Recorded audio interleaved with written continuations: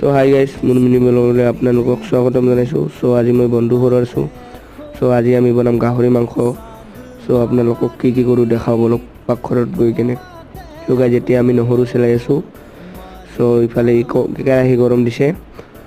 চ' guys বঢ়িয়াকৈ আমি গাহৰি মাংস দুইজনে বনাই কেনে খাই আছোঁ।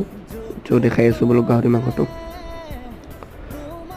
চ' গাইজ এইখিনি আধা কেজি গাহৰি মাংস দুইজনে বঢ়িয়া হ'ব গাইজ খাবলৈ।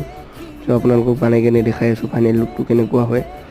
চ' ইফালে বাহিৰত বহুত বৰষুণ পৰি আছে, ধাৰাসাৰ বৰষুণত আমেজ উঠাই আমি গাহৰি মাংস খাম এতিয়া।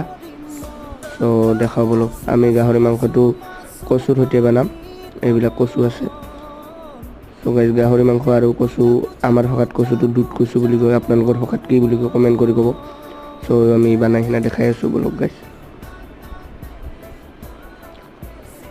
চ' গাইজ এতিয়া আমি কেৰাহী গৰম হ'বলৈ সিনা মছলা পিঁয়াজ